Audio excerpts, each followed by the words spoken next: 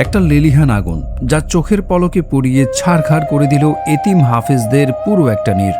মাথার উপরের আশ্রয়, রাতে ঘুমানোর জীর্ণ তোশক, ছোট ছোট বাচ্চাদের পরম যত্নে রাখা কাপড়ের আলমারি, সবকিছুই নিমেষে কয়লা হয়ে গেল। কিন্তু বুক ভাঙা কান্নার সেই ধ্বংসস্তূপের মাঝে যখন মানুষ পোড়া জিনিসপত্র সরাচ্ছিলেন, তখন হঠাৎ সামনে এলো এমন এক দৃশ্য যা উপস্থিত পাথর হৃদয়ের মানুষকেও স্তব্ধ করে দিল। চোখ বেয়ে নামল অশ্রুর বন্যা। হিফজখানায় রাখা 25টি পবিত্র কোরআন মাজিদের একটি পৃষ্ঠাও পড়েনি, সেগুলো একদম অক্ষত। দিনটি ছিল 3 জুলাই, পবিত্র জুমার দিন। নাটোর সদর উপজেলার ধরাইল হাফিজিয়া কওমি মাদ্রাসায় মাসুম বাচ্চারা তখন খুশি মনে জুমার নামাজের প্রস্তুতি নিচ্ছিল। ঘরটি যখন প্রায় ফাঁকা, ঠিক তখনই কোত্থেকে যেন ধেয়ে আসে কালান্তুক আগুন। মাত্র কয়েক মিনিটের লকলকে শিখা গ্রাস করে নেয় কোমলমতি হাফিজদের স্বপ্নগুলোকে। নামাজ শেষে মুসল্লি আর গ্রামের মানুষ বুক ফাটানো আর্তনাদ নিয়ে ছুটে এসে আগুন নেভান, কিন্তু ততক্ষণে বড্ড দেরি হয়ে গেছে। পুড়তে থাকা ছাই ছাড়া আর কিছুই অবশিষ্ট ছিল না।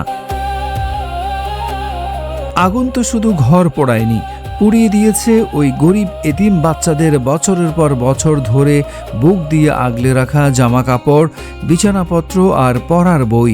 আগুন নেভানোর পর ধোঁয়াটে ছায়ের ভেতর যখন অবুঝ শিশুরা তাদের শেষ সম্বলটুকু খুঁজছিল, তখনই মাটি ফুঁড়ে বেরিয়ে এলো এক পরম বিস্ময়। 25টি পবিত্র কোরআন মাজিদ সম্পূর্ণ অক্ষত। না, সেই পাতাগুলোতে আগুনের কোনো কালো দাগ নেই, নেই কোনো পোড়া গন্ধ। খবরটি ছড়াতেই আশপাশের শত শত মানুষ বুক চাপড়ে কাঁদতে কাঁদতে ছুটে আসেন। অনেকেই কোরআনে চুমু খেয়ে কান্নায় ভেঙে পড়েন।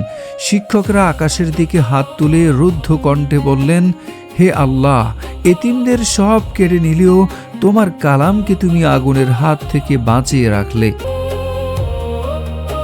হয়তো বিজ্ঞান এখানে তার নিজস্ব যুক্তি খুঁজবে, হয়তো কর্তৃপক্ষ তদন্ত করে বের করবে আগুন লাগার জাগতিক কোনো কারণ।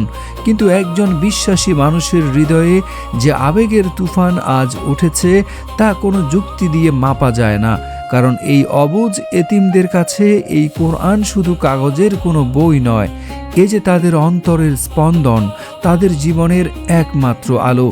দুনিয়ার আগুন হয়তো কাঠ কয়লা পুড়িয়ে শেষ করতে পারে, কিন্তু কোটি মানুষের হৃদয়ে গেঁথে থাকা আল্লাহর বাণীর পবিত্রতাকে ছোঁয়ার সাধ্যকার। নাটোরের এই পুড়ে যাওয়া ছায়ের মাঝে 25টি কোরআনের অক্ষত থাকার এই দৃশ্য কি আপনার হৃদয়কেও নাড়া দেয়নি? এটি কি শুধুই একটি কাকতালীয় ঘটনা, নাকি আমাদের সবার জন্য এক মহান শিক্ষা? আপনার অন্তরের অনুভূতি কমেন্টে লিখে জানান।